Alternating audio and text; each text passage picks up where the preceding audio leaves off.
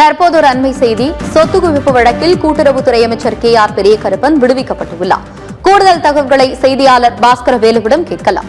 வணக்கம் பாஸ்கரவேலு, கூடுதல் விவரங்களை சொல்லுங்க. வணக்கம் ஆனந்தி.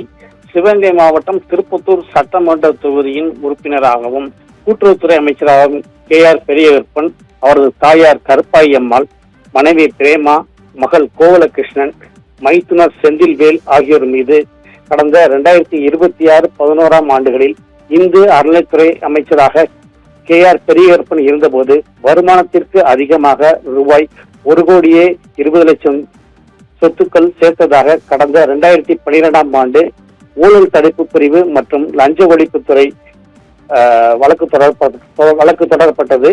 இந்த வழக்கானது சிவகங்கை ஒருங்கிணைந்த நீதிமன்ற வளாகத்தில் உள்ள மாவட்ட முதன்மை அமர்வு நீதிமன்றத்தில் நடைபெற்றது.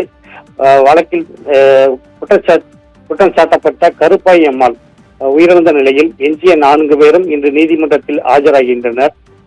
இந்த நீதிமன்றத்தில் இந்த வழக்கு தொடர்பான விவாதங்கள், ஆவணங்கள், சாட்சிகள், செய்தித்தாளில் வெளியான செய்திகள் உள்ளிட்டவைகளை நீதிமன்றம் பரிசீலனை செய்து இன்று தீர்ப்பு வெளியானது. அதில் குற்றம் நிரூபிக்கப்படாததால் அமைச்சரான KR பெரியகருப்பன் மற்றும் அவரது குடும்பத்தினர் அனைவரும் விடுதலை செய்யப்பட்டதாக நீதிபதி அறிவொளி தீர்ப்பளித்தார். இதனால் அவர் அங்கு குடியிருந்த KR பெரியகருப்பனின் ஆதரவாளர்களும் கட்சி பிரமுகர்களும் மகிழ்ச்சி அடைந்தனர்.